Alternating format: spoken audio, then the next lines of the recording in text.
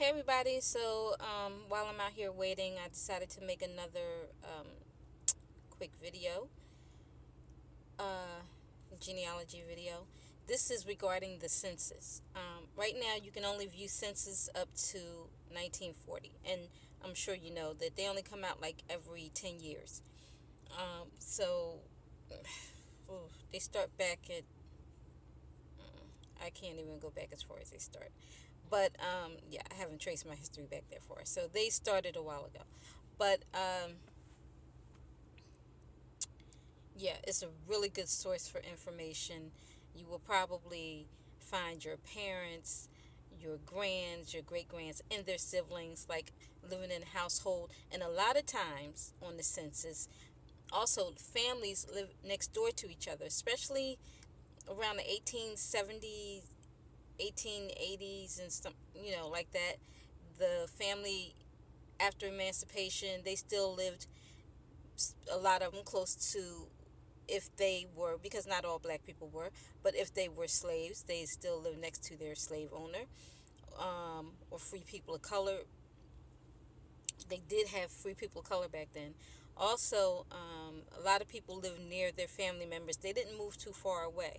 So if you find one family member, you'll probably find another one next door, or two doors down, or the census go by pages. So if you, I always check at least 5 pages back and 5 pages forward. If I find a person I'm searching for in the census, I always check around to see. And on one of the census, my mom's side of the family, there was parents, then the daughter and husband, um, the son and his wife and children, like they were all living right next door to each other, house by house. So yeah, I was, so this is a lot of the information that you'll find on the census. um, Now the 1890 census was destroyed in a fire, so you probably won't find any information on the 1890 census. It's like a 20-year gap. They do have fragments of it, but most people probably won't find anything. But there's other sources besides the census. But the census is really important to your research. Um, so my mom and dad are on the 1940 census, and then before that, it's them with their parents. Um, well, actually, they're with their parents on the 1940, and then before that, their parents are on there with the their parents and siblings. So and then so it's a lot of information on there that you can find, and that information will lead you to other information, because the census holds the name, the parents, the husband and the wife, sometimes the wife's maiden name, um, or family that lived around. It holds the state sometimes that they were born in. If it wasn't the state they lived in, sometimes it actually says, they may live in like Virginia, but they were born in South Carolina. They give you the occupation of your person that you're searching. They give you, in some senses, you have the month and the year they were born. Um, Tells you if they had an education, if they could speak or write.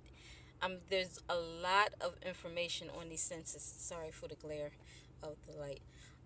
And it's all there for you to find, and it's free. The census information is free. I think they actually have a site where you can just go to. I'm not sure, but you can check.